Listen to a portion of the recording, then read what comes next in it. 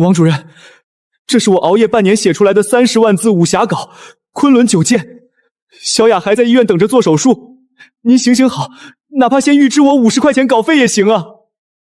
林轩啊，你一个初中都没毕业的底层打江工，懂什么文学？这上面写的什么乱七八糟的？这明明是我家王浩写的东西。王主任，您说什么？那上面每一个字都是我在下工后就着路灯一笔一画写出来的。现在不是了。我家耗子明天要去市文化局面试干事，正缺个能拿得出手的文化敲门砖。这部书就算你校庆主任的。走，这4块钱你拿去给你那病鬼妹妹买点营养品，别说我不讲情面。4块钱，小雅的手术费可是整整300块，这点钱连医院床位费都不够。王大国，你这是明抢，那是小雅的救命钱，把稿子还给我！来人，保卫科！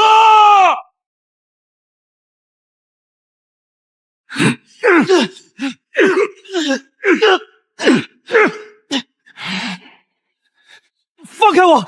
王大国，你个畜生！你抢我心血，你不得好死！林轩，你平时手脚就不干净，刚才保卫科例行检查，在你的储物柜里搜出了厂里失窃的5桶进口油墨。你放屁！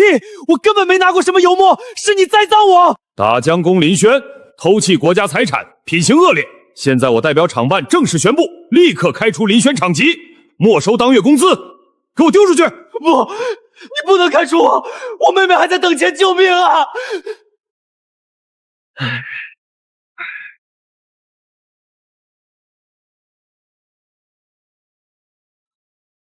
小雅，哥对不起你，哥没有。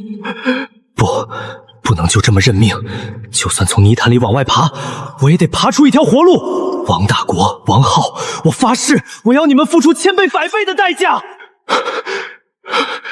丁检测到宿主极致的不甘与强烈的创作执念，白金书魂系统正式激活，正在融合未来30年网文黄金法则，融合完毕，已掌握黄金3章定律、极致卡文断章技巧、情绪流爽点降维打击体系，解锁神级被动技能人形活字印刷。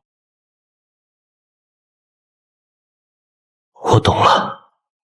昆仑9剑节奏拖沓，无柄真音，根本不懂真正的小爽点。林小雅，你哥要是今天再交不上这30块钱床位费，你就赶紧给我滚出医院，别占着茅坑不拉屎。张阿姨，求求您再宽限半天，我哥马上就发工资。发工资？我呸！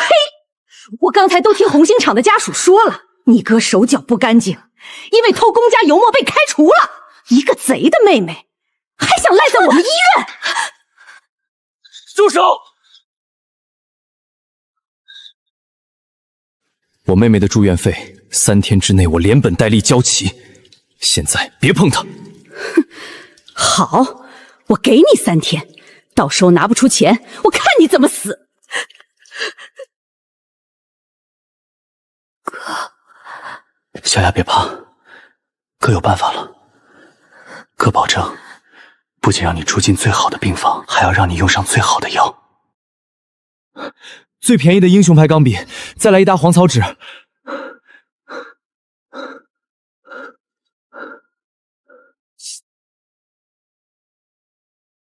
退婚流开局，天骄沦落，末期少年穷，争就叫斗破八荒。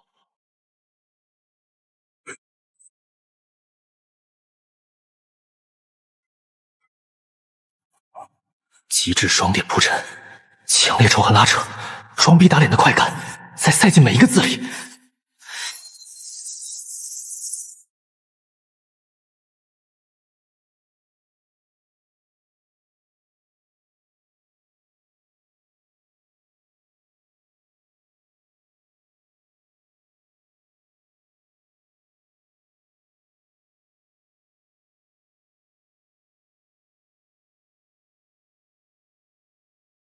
王大国、王浩，你们引以为傲的铁饭碗和窃取来的虚荣，老子要用这3万字，把他们砸得连渣都不剩。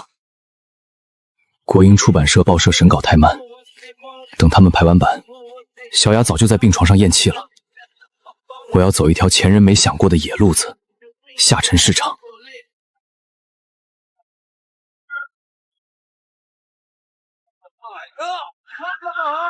班长！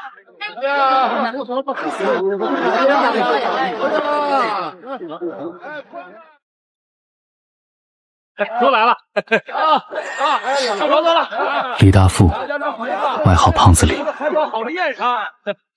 现在只是躲城管的小商贩，几年后却会靠倒卖磁带成全省渠道大鳄。哎呦，小兄弟，买书还是买画报？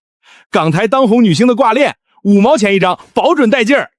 我不买东西，我来是给你送一笔大富贵的，就看李老板你有没有胆子接。拉倒吧，小兄弟，你这身行头，全身上下掏不出2块钱，还给我送富贵，赶紧走，别耽误胖爷我做生意。这是我写的小说《斗破八荒》，你只看前3页，如果看不进去，我转身就走，绝不纠缠。什么破书名，还自己写的？我倒要看看你能写出一朵什么花来。开局天才变废物，家族白眼，未婚妻高手上门退婚，这节奏也太快了！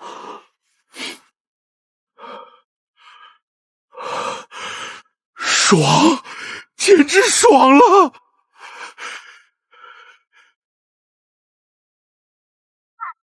这就没了，这就没了，后续呢？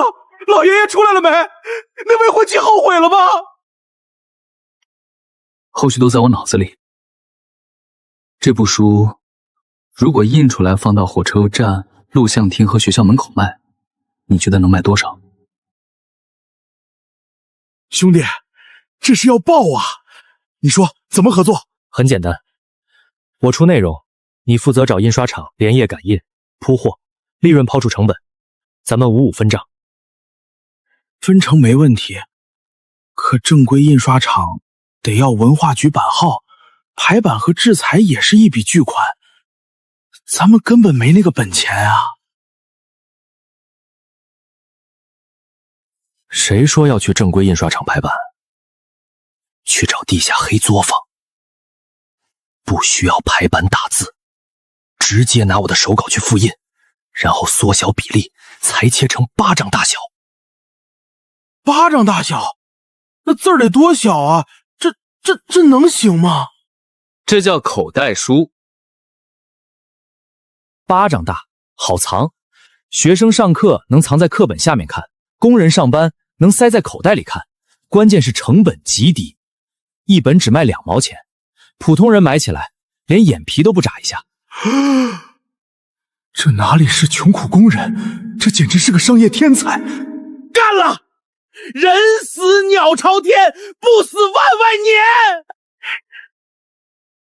走，城南有个地下小印刷厂，老板跟我熟，咱们今晚就算不睡觉，也得把这一批一货给搞出来。正规军有正规军的打法，但在这个野蛮生长的年代，地摊游击战才是撕碎旧规矩最快的利刃。王大国，你以为砸了我的饭碗就能让我屈服？好戏才刚刚开始。快来看快看巧啊！最新港台武侠风，只要2毛钱一本，上课能看，被窝能看，买不了吃亏，买不了上当。这什么破纸啊！复印的字迹还这么糙，斗破八荒，作者叫破晓，没听过。3年修为尽丧，沦为家族废物。今日，云山宗天池娇女带着宗门长老踏碎萧家大门，当众悔婚。我的天，这书怎么不按套路出牌？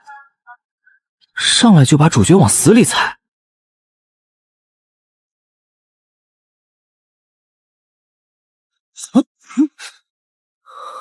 帅，太帅了！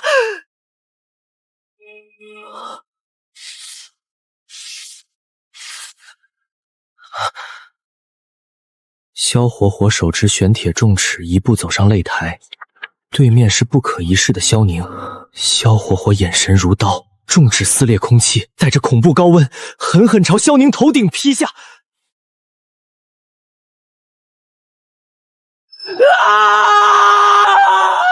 逼没逼死啊！你倒是写完啊！这作者有病吧？哪有断在这里的？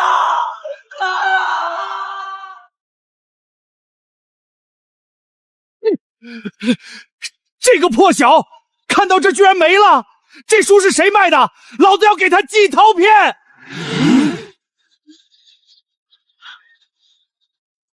没了啊！第二册呢？这作者是不是人啊？唐老板，第二季呢？我出5毛，不，我出1块钱，赶紧把第二季拿出来！那反派到底死没死啊？你今天不把第二季拿出来，我们把你摊子给掀了！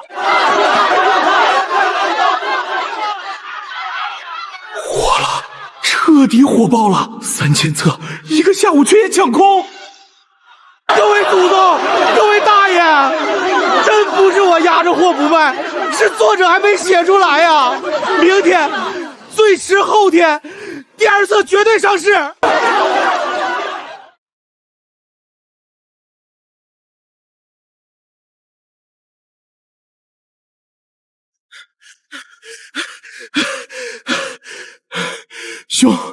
兄弟，你神了！你简直是活神仙！3000册，2毛钱一本，成本5分钱，全卖光了，连别人退回来的残次品都被抢走了。现在全县至少有1000人满大街找你这个破响，要找你算账呢。这只是前菜而已。胖子，你知道什么叫断章吗？啥叫断章？就是把所有人的期待推到临界点，在谜底即将爆开的前一秒，干干净净的收住。人对未完成的故事天生无法容忍，我要让他们急，让他们追，让他们必须翻开下一册去寻那个答案。兄弟，你这脑子不发财简直天理难藏。你说吧，接下来怎么干？胖爷我这条命以后就跟着你混了。马上把这些钱清点出来，你拿走你那份，继续去印刷厂加印第1册，同时把我的第2册手稿带过去，今晚连夜排版印刷，明天一早双管齐下，让全县都读到。好嘞，今晚不睡了，直接干到天亮。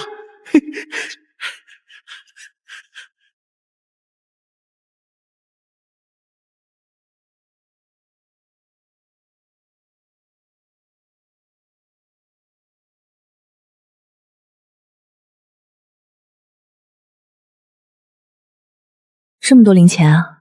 给林小小续住院费，先交3天。300块钱就能把一个人逼到墙角。今天，我就用你们最瞧不上的小说，把失去的一切连本带利拿回来。哎呦，嫂子，您今天怎么有空亲自来医院啊？王主任身体挺好的吧？耗子去文化局报到的事儿妥了吗？妥了。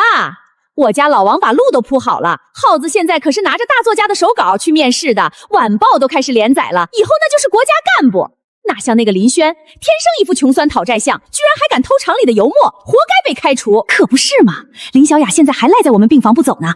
下午林轩还说3天内交齐住院费，我呸！他一个连饭碗都没了的穷光蛋去抢银行啊！你今天晚上就把那病秧子连人带铺盖丢出去，出了事由我们老王在厂办给你兜着。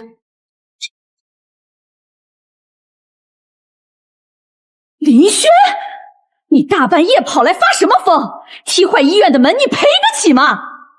正好，你赶紧上去把你妹妹带走。哎呦，这不是咱们厂的大作家吗？怎么，被扫地出门的滋味好受吧？哼，认命吧，林轩，泥腿子就是泥腿子，别以为多认识几个字就能翻天。算账，林小雅欠多少？算上之前欠的药费，还有明天的手术押金，一共325块，少1分，今晚就离开。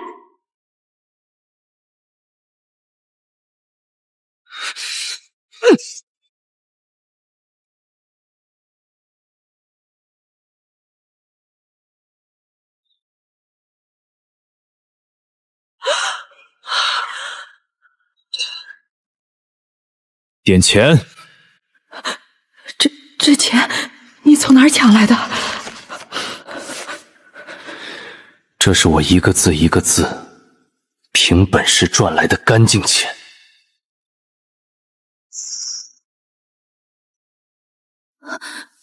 张护士长，这里一共是580块。钱够了吗？够了。马上给我妹换病房，我要住院部3楼南向的单人高干病房，用最好的进口消炎药，安排最好的主刀医生。少一样，我明天就去卫生局举报你区别对待病人。是，我马上安排护士去推林小雅换房间。刘婶子，你刚才说你腿子翻不了天，你想干什么？我警告你，老王可是厂里的领导。回去转告王大国和王浩，他们偷走的那30万字，只是我不要的垃圾，踩着我的骨血上位，是要付出代价的。你们头顶的那片天，我林轩翻定了。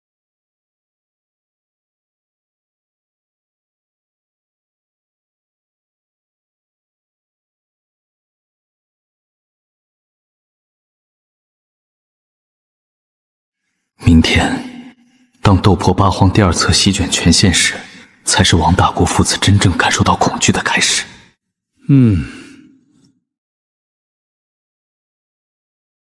好，写得好啊，写得好啊，耗子，这下你可是彻底在全市文化界露脸了。爸，这算什么？市文化局的赵主编说了，我这文风古朴厚重，有大家风范。等连载满1个月，就正式给我办入编手续，以后我就是国家干事儿了。林轩那个小兔崽子，还敢跑到医院去拿钱砸你妈？呵呵，等你在文化局站稳脚跟，我随便找个由头，就能把他在县城里摆地摊的营生连锅端了。昆仑九剑，名字听着倒挺霸气。这写的什么玩意儿啊？咋了？这可是市晚报推荐的青年大作家写的，说是传统武侠的复兴呢。复兴个屁！一整版1000多字，主角没出场，反派也没出来，整整写了1000字男主师傅怎么跑茶。老子是来看大侠的，不是来看老头跑茶的。还真是文绉绉的，看着直打瞌睡，跟斗破八风比，简直就是一碗白开水。第2册斗破八荒第2册出了，火车站胖老板刚拉来1箱，我抢到了。快给我看看，笑火火那一尺子到底劈死那个嚣张反派没有？好，劈得好，劈死这个小兔崽子！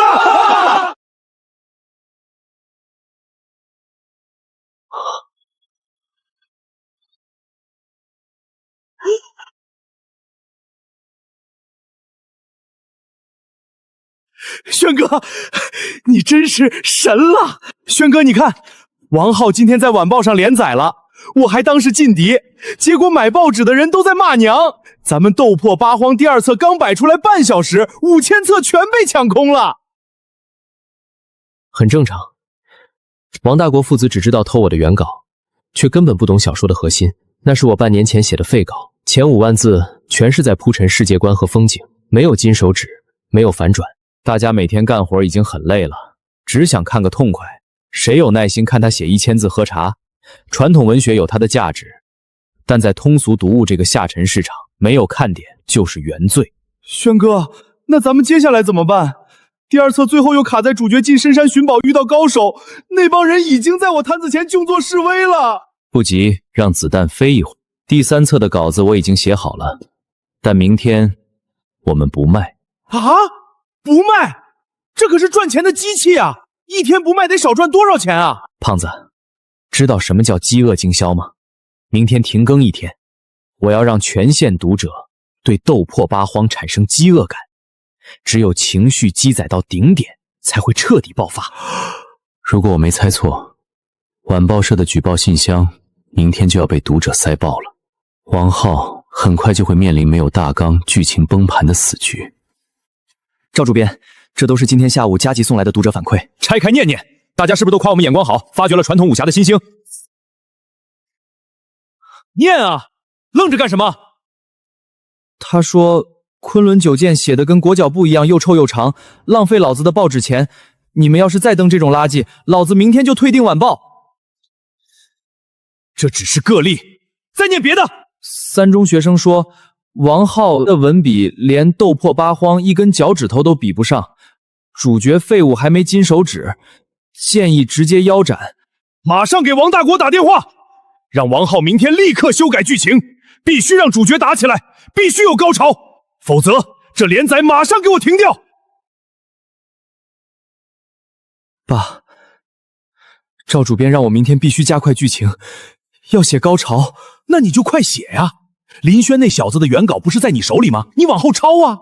可是林轩的原稿前2万计都在写拜师学艺和挑水劈柴，根本没有高潮。如果要写打斗，我编不出来啊！我连武功招式的名字都不会取。张梅，你是怎么当护士长的？我们县医院一向以救死扶伤为本，你竟然因为私人关系，大半夜要把欠费的重症家属往外赶，简直是胡闹！院长，我错了，我真的是一时糊涂，听了刘翠的教唆。你这不是糊涂，是败坏我们医院的职德，扣发你3个月奖金，并在全院大会上做深刻检讨。滚去给林小丫家属道歉。老院长刚正不阿，有他发话，小雅的手术和后续治疗算是彻底安稳了。王浩，我昨天怎么跟你说的？我让你加快节奏，可你今天交来的稿子是什么鬼东西？主角被人扇了巴掌，居然还在跟人讲大道理！赵主编，我是觉得武侠也得讲究武德和教养。教养个屁！读者是来看快意恩仇的，不是来看你当孙子的。明天再写不出像斗破八荒那样的高潮，作协头衔想都别想，连载马上腰转。爸，完了！出版社说我要是再写不出高潮，足协头衔泡汤，连载也要停。可林轩那个废稿大纲，我真的接不下去啊！写不出来就不写，只要市场上没有斗破八荒做对比，读者没得选，就只能看你的昆仑九剑，作协的位置只能是我儿子的。可是爸，斗破八荒现在在火车站卖的那么火，我们怎么管？没有正规出版社版号，他印的全叫非法出版物。你表叔就在县市场稽查大队当副队长，我这就给他打电话，端了林轩的摊子，没收他的书，我看他拿什么跟我们斗。李哥，第3次到底什么时候出啊？就是啊，我们都等了半个月了。大家别急，作者今天在闭关构思大招，斗破八荒第3次，明天肯定首发。条子来了，都不许动！接到群众举报，这里有人兜售非法印刷品，监控都给我站好，摊子没收，人都给我站好。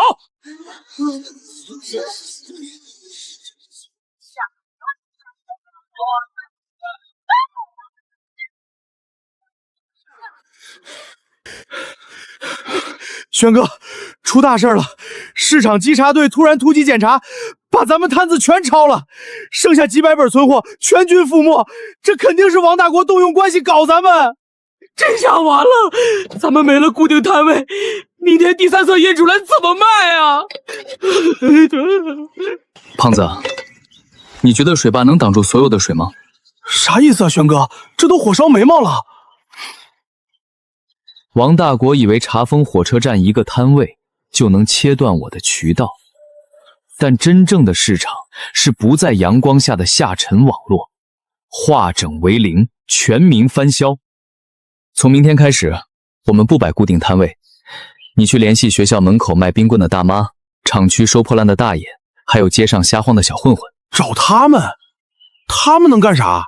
给他们批发价，1毛2一本批发，让他们卖2毛，赚的差价全归他们，一本净赚8分钱。你信不信？他们能把书藏在菜篮子里、废品车底，躲过所有稽查，铺满县城每个角落。薛哥，你这脑子到底是怎么长的？我懂了，明天第3册一出，咱们不仅要卖，还要布满全县每一个旮旯。一本赚8分，卖多少算多少，不占摊位，藏着卖。霸权打压，在绝对爆款质量和降维游击战术面前，传统的傲慢只会被撕扯得粉碎。怎么写？这到底该怎么写啊？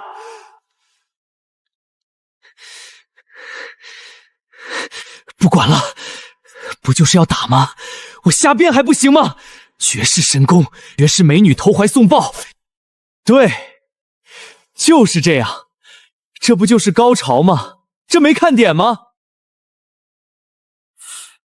今天这晚报上写打戏没？这个王浩，咋了，老刘？这主角不是爆发神功把反派打趴下了吗？昨天主角还是废柴，今天大吼一声就无敌了。前面的铺垫呢？修炼过程呢？这叫喂毒，纯纯的喂毒。完了，胖老板被抓了，今天第3次肯定买不到了。小同学，买红薯不？大爷，我不饿。嘿嘿，1毛钱一个红薯，加2毛钱。这红薯皮儿里夹着全县最好看的武侠小说。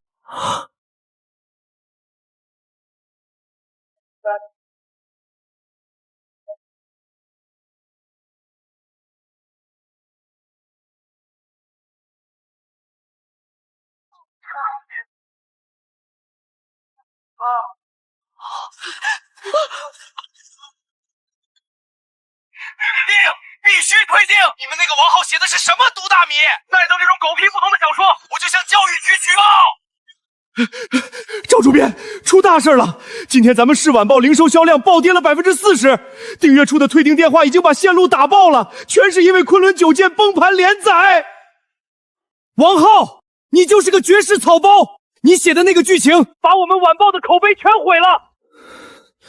因为你的恶劣影响，下个月的青年作协名额正式取消。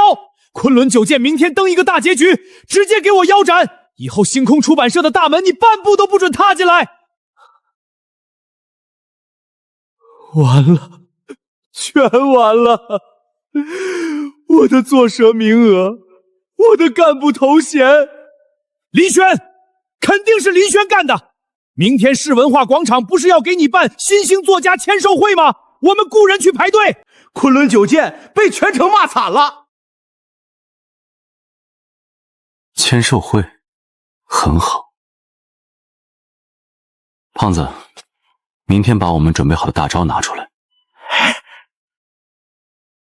就在他们的签售会对面，我要给王大国父子送上一份身败名裂的大礼。好。台下这些人都是我花1毛钱一个雇来的红星场闲散家属。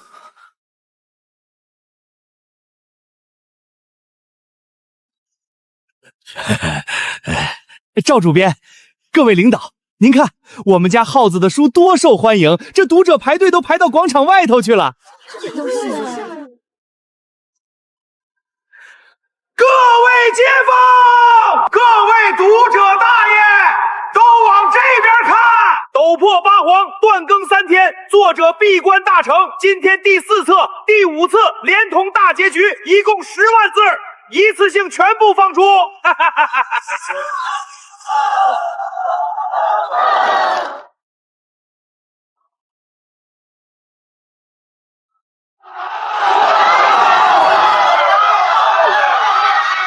大结局一次性放10万字，我等了整整3天了，快给我来一套！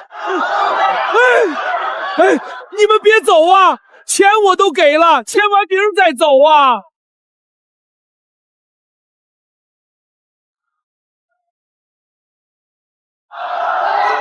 反了，反了！这是扰乱社会治安！林轩，你个被开除的盲流，你敢在文化广场卖非法出版物，我要去派出所告你！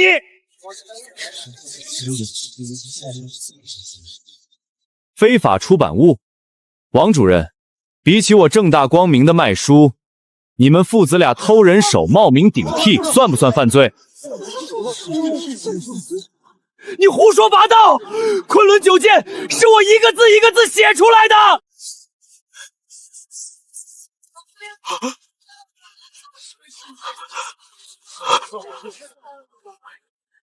这是昆仑九剑最初的设定大纲、人物小传和废弃初考，每一页都有我半年前的修改批注和日记日期。我问你，第1卷第7章燕子3抄水是踩左脚竭力还是右脚？第12章反派毒药3效半步香，解药除了雪莲还有哪位引子？男主手里的剑叫九剑，9把剑分别对应奇经八脉哪个穴位？他是左脚，不对，是右脚。解药是人参。原来是个偷人家手稿的贼，怪不得昨天晚报连载写的跟狗屎一样，原来是后面大纲没偷到，自己瞎编的。你们好大的胆子，敢用偷来的废稿欺骗出版社，欺骗世速协！我正式宣布，昆仑九剑永久腰转。王浩，你永远别想踏入文化界半步。完了，全完了！我的作协名额，我的干部头衔。林轩，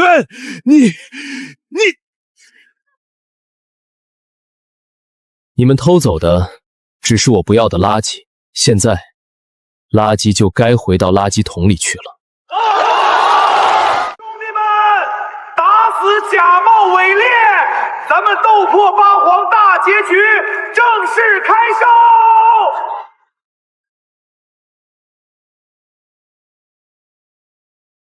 主线任务霸榜全程已经完成。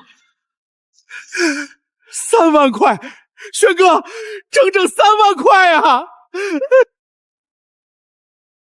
斗破八荒大结局10万册，今天下午在全县各大网点彻底卖疯了。咱们现在可是真正的万元户了，在县城的横着走了。这点钱只不过是敲门砖罢了。通知下面的人，地摊游击战到此结束，明天起全部收摊儿。啥？收摊儿？咱们现在这势头正猛，这简直是捡钱啊！怎么能停呢？游击战只能赚快钱，但上不了台面。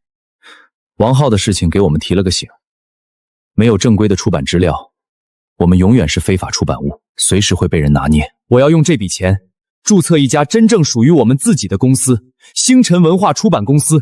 我要打破国营出版社那些陈腐的门槛，给真正有才华的草根作者一个平台。林轩这个家伙，居然敢让老子在全县人面前出这么大的丑！爸，赵主编已经正式起诉我们了，我的作协名额没了，名声也臭了，咱们斗不过他的。他那本书太邪门了，全城的人都在看，咱们还是认输吧。认输？老子在红星厂干了20年车间主任，轮得到向一个被开除的打江工认输？可是他现在手里有几万块钱，还要去工商局注册什么文化公司。开公司？好啊，有钱是吧？我是印刷厂主任，他想搞出版，就必须要有纸。没有我的点头，他连一张擦屁股的草纸都买不到。慢着，孙科长，这字儿你可不能签啊！你都身败名裂了，还敢出来瞎蹦跶？我们红星厂下半年的生产任务加重，这库房里剩下的5吨新闻纸，我们红星厂按照国家调拨价全包了。哎呦，王主任，您亲自来提货啊！既然是国营大厂的计划内调拨，那自然是你们优先。王大国，你故意找茬是不是？是又怎么样？我掌握着这个县城所有的纸张配合，有我在一天，你的公司就永远别想印出一个字。王大国，你信不信？你今天抢走的这5吨纸，明天就会变成压死你们红星印发厂的最后一根稻草。哼，大言不惭，我等着看你怎么死！轩哥，怎么办？这老小子真掐住咱们脖子了，没纸，咱们怎么出新书啊？谁说一定要在这个县城买纸？邻省特区刚刚实行价格双轨制改革，那里的私人造纸厂纸张质量更好，价格只有国营厂的1半。国营不运，我们就自己买车，建立属于我们星辰文化的私人车队。轩哥，真要买车呀？一辆二手东风大卡，就算快报废了，也得1万多块钱呢。做大生意，永远不要心疼工具的钱，这不叫花钱，这叫投资。没有自己的车轮子，我们的命脉永远攥在别人手里。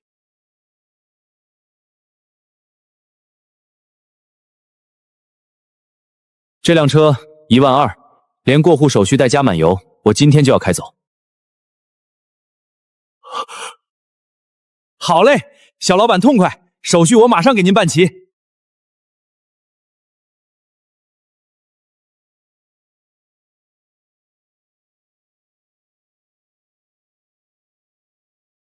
轩哥，这路可不好跑，劫匪也多啊。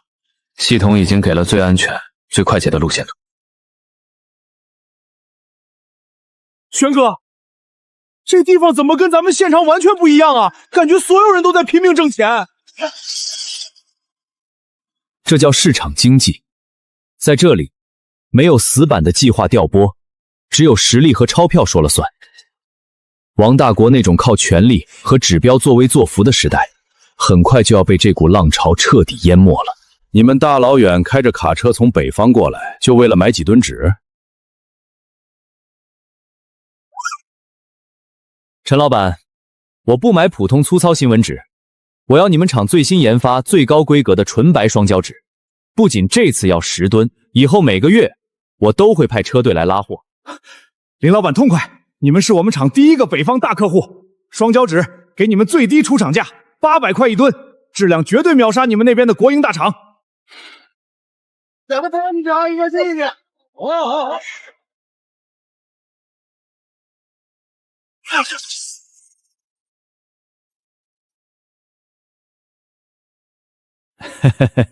主任啊，那个林轩已经消失快1个星期了，他那个星辰文化公司连个纸片子都没印出来呢。哼，全县的纸都被我锁死在仓库里了。他林轩就算有通天的本事，没有纸，拿什么印书？等明天我再去工商局举报他个空壳公司，彻底把他营业执照吊销了。怎么回事？谁把重卡开进家属院和厂区这边的路上了？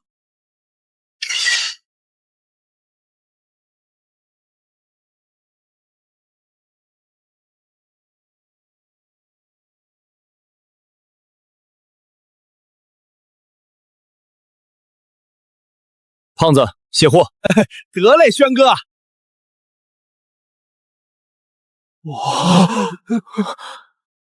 我的天，那什么纸怎么那么白？那是东风大卡。林轩从哪儿弄来的重卡？他抢银行了吗？王主任，你不是说在这个县城我连一张草纸都买不到吗？时代变了，你手里那点可怜的权力和破纸，留着给你们红星厂慢慢发霉吧。星辰文化今天正式开机印书。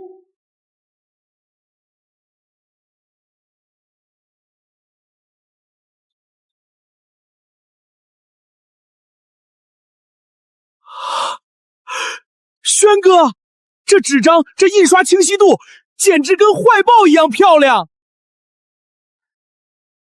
质量碾压只是第一步，光卖书只能赚读者的钱，但如果加上这些，我们就能把全县年轻人的零花钱连根拔起。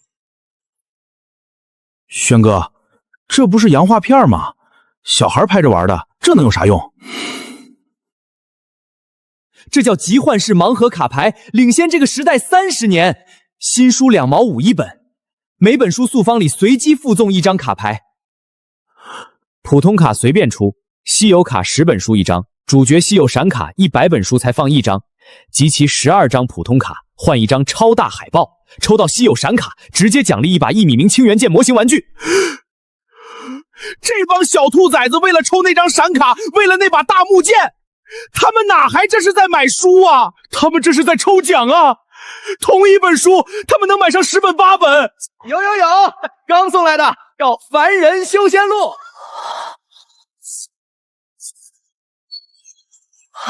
买书抽神仙卡，集齐12张换大海报，抽到闪亮卡，直接换一把这么长的大木剑。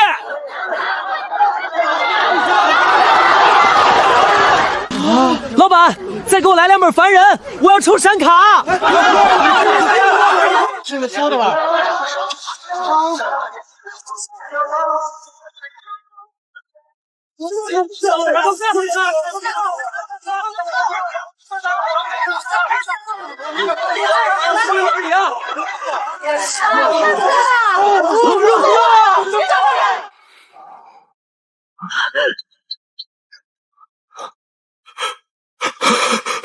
王大国，你利用职权强行把造纸厂的5吨劣质新闻纸全买回了仓库。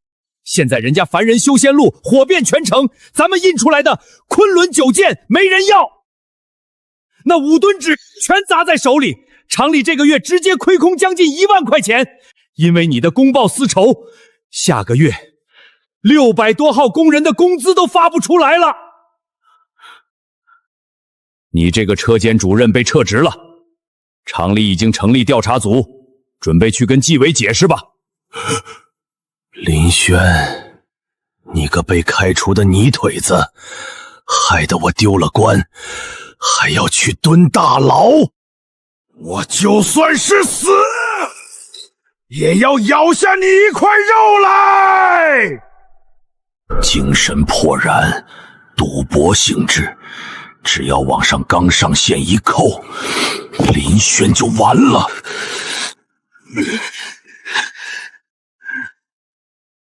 我要实名举报，县里那个星辰文化公司正在利用赌博兴的洋诈骗，疯狂诱导未成年人消费。县一中好多学生连饭钱都拿去抽卡了，这是在毁掉我们的下一代呀！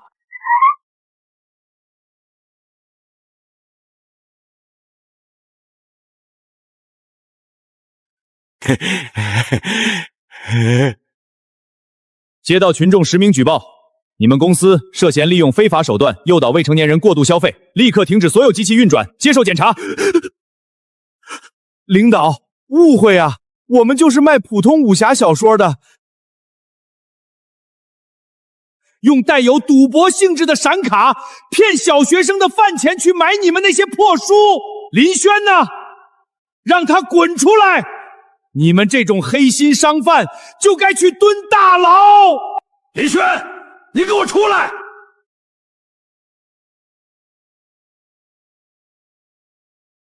张局长，各位领导，辛苦了。既然有人举报我毒害青少年，那麻烦各位领导把那张卡牌翻过来，看看背面写的是什么。这是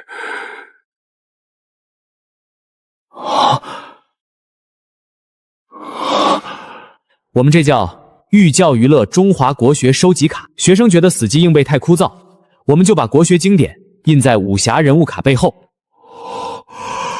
学生来兑换海报和玩具，不仅要集齐卡牌，还必须当场背诵卡牌背面的古诗词，背不出来坚决不给兑换。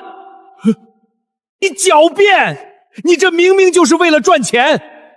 你那书卖的那么贵，有些学生一天买10本。我们有严格的防沉迷规定，没有家长陪同，每天限口2本，绝不允许过度消费。我们将抽取这本书10%的利润，为县一中捐建一座全新的公益图书馆。我们赚了钱反哺教育，难道这也是资本主义腐朽作态？好一个寓教于乐，好一个反哺教育！你们星辰文化是我们县私营企业的骄傲。王大国，你自己贪污受贿，导致资产流失，现在居然还敢捏造事实，恶意举报热心教育的良心新企业。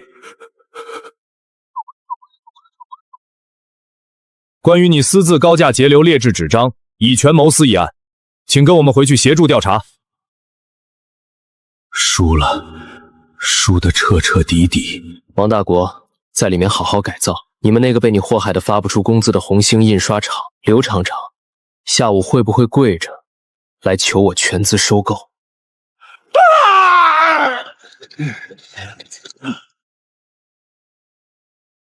大公子！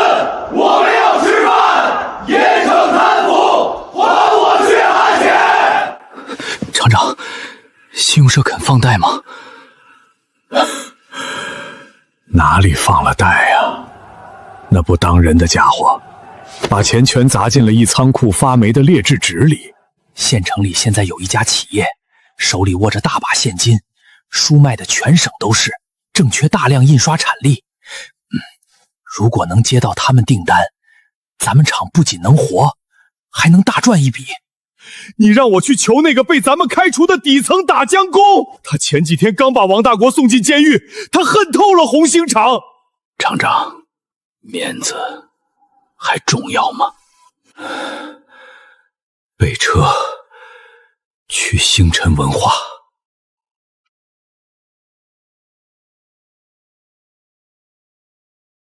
你们，来，拿过来，风扇呢？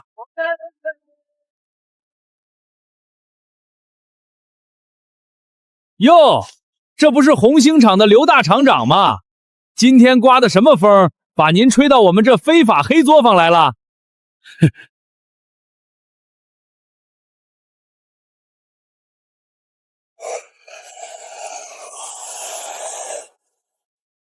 刘厂长不在厂里安抚工人，跑到我这里来，有何贵干？林老板，我今天来是代表红星厂600名职工来求您的。只要您肯把印刷订单分包给我们一部分，价格好商量，就当是拉老东家一把。拉老东家一把？当初王大国抢我的手稿，诬陷我偷东西，把我开除的时候，你在哪儿？那是王大国蒙蔽了我。作为一厂厂长，任由手下中饱私囊，任由落后设备吃灰，印出来的东西连狗都不看。你不是受害者，你是无能。你想用我的钱、我的书去养活你们厂里那群天天喝茶看报纸的闲汉干部？星辰文化不是做慈善的。我明白了，红星厂注定要死在我手里了。站住！我没说不救红星厂的工人，但我不需要外包，我要的是全资并购。半小时前，我已经跟县委书记通过电话，县里正愁怎么甩掉你们这个大包袱。国家马上要出台企业承包和改制的新政策，我们星辰文化就是全县第一个试点。第一，我承担红星厂所有外债，一次性补发全厂工人拖欠工资。第二，所有工人全部保留，工资翻倍，实行计件考核。第三，原来厂办所有科长、主任、副厂长，包括你在内，全部撤职，能干活的下车间当工人，不能干活的拿遣散费，立刻滚蛋。林轩，你这是在羞辱我，你这叫趁火打劫。我就是在趁火打劫，你又能怎么样？面子和600个家庭的饭碗，你自己选，门在那边。签还是不签？给你1分钟。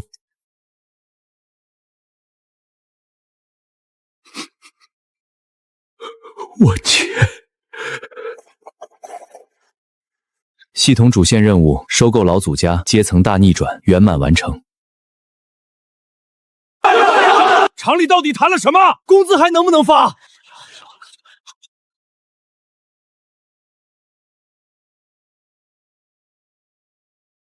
大家都静一静，县里已经批复红星厂改制方案。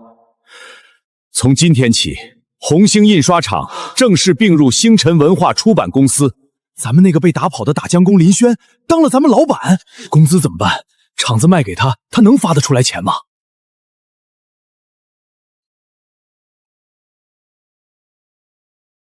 我是林轩，我没兴趣当什么官，我只认3件事。第一，今天下午所有拖欠的工资全额补发，1分不少。第二，原来那一套混吃等死、倒卖工厂资产的管理制度彻底废除，从明天起实行计件工资制，多劳多得，能者上，庸者下。如果谁还想搞王大国那一套，我保证他会在全县彻底没饭吃。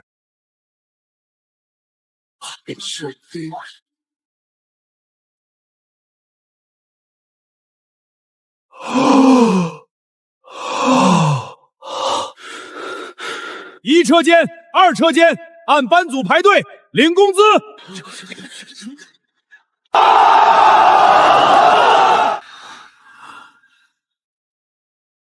他真的把钱发了。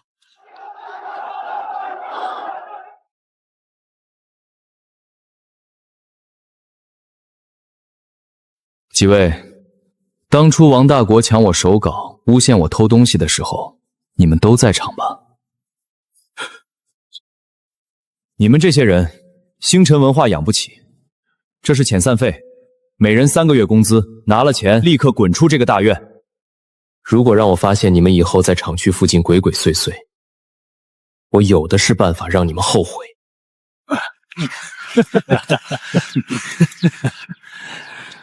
轩哥，你说王大独那对父子要是看到现在这一幕，会不会直接气得从看守所里跳出来？他们没机会跳出来了，因为他们的时代已经彻底终结了。胖子，通知所有人，明早8点召开第1次全体职工动员大会。既然我们要打造全国第1的通俗文学帝国，印刷只是第1步而已。印刷效率提上来了，但出版业真正的暴利从来不止在纸张上。我们要把书变成一种信仰。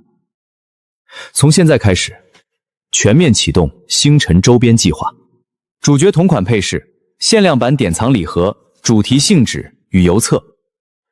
轩哥，这招太狠了！这简直是让那些学生把攒了1个学期的压岁钱全掏出来啊！这叫全产业链收割。我们还要建立特约粉丝团，设立阅读积分榜。凡是集齐本季度所有单行本及周边的读者，可以获得星辰钻石贵宾卡。未来购买任何新书，一律8折。你有烦人的限量金属书签吗？我妈今天在百货大楼星辰专柜排了1个小时才抢到。切，那个算什么？我有全套12张精美海报，贴在卧室里，简直帅呆了。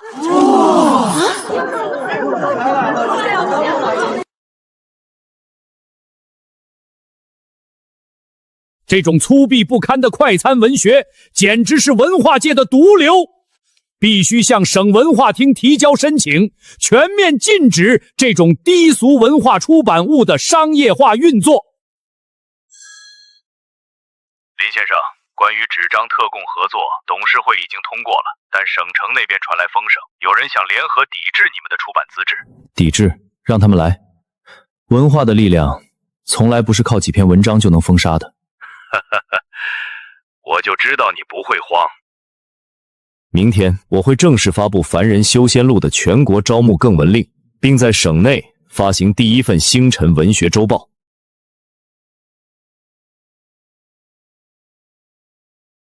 如果他们想战，那我就把这场火直接烧到省城去。轩哥，这要是真成了，咱们可就不是卖书了，是卖一个时代。我要打造的是一个让任何人都无法忽视的庞大出版王国。只要把这份函件提交给省新闻出版局，林轩那个小作坊的资质立刻就会被吊销。那林轩最近还在筹备什么星辰文学周报，一旦让他把名声打到省里，咱们这些传统报刊的订阅量就真没法保了。轩哥，出大事了！省里的文学协会发文了，点名批评咱们搞低俗商业包装。抵制？他们这是怕了，他们害怕的根本不是低俗，而是星辰文化打破了他们垄断话语权和利益分配的规矩。我们要打一场闪电战，他们想用官方报纸封杀我们，那我们就直接绕过他们，用更具冲击力的渠道把声量放大。头条是作者独家采访，第2版是卡牌兑换英雄榜，第3版是草根文学投稿专栏，谁被采纳，稿费是普通报刊整整3倍。发动咱们那套全民分销网，今晚我要全省每一家报刊天、每一个中小学门口都铺满我们的星辰文学周报。可是轩哥，他们有行政手段，咱们怎么铺货？他们有行政命令，我们有利益驱动。告诉所有分销商，这一期报纸供货价2分钱，2分钱，售价1毛钱。星辰文学周报1毛钱一份儿。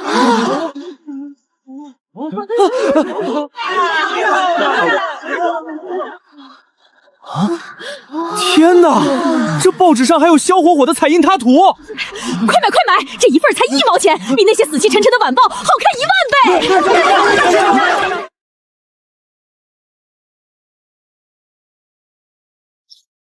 这林轩简直是疯了，他这是在向我们族友人宣战。宣战，这只是热身。赵德才，你封杀的越狠，我的星辰文学周报卖的就越快。你以为你在保护文学的圣洁，其实你只是在为我的帝国铺路。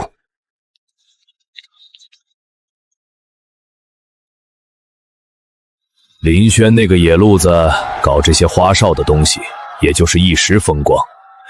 文学是要讲底蕴的，他那种靠卡牌游戏吸引来的低龄读者，根本没法沉淀成文化。会长，出大事了！凡人修仙录全国总销量刚刚突破100万本大关，而且什么？全国最大的3家国营出版集团刚刚联名发函，要求与星辰文化达成战略合作。他们要共同出资，把星辰文学节升格为国家级文化交流盛会。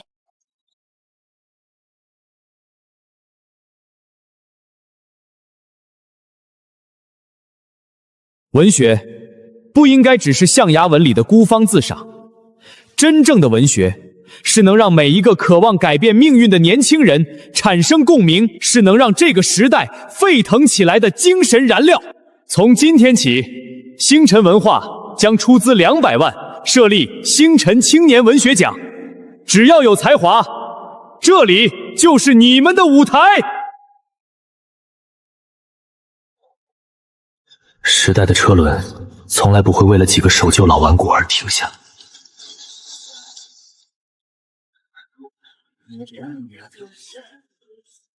轩哥，咱们不仅卖书赚疯了，周边卡牌供不应求，省城各大书店都在求着咱们铺货。这些只是开始，我们的目标不是赚钱，而是建立属于星辰文化的文化话语权。在这个新时代，谁掌握了内容，谁掌握了年轻人的注意力，谁就是规则制定者。从明天起，开始运作星辰第1部电影改编项目，让我们的角色从纸面走到荧幕上。这1年，我从红星印刷厂的小小打江工，一路逆袭，在巨头封锁中杀出血路。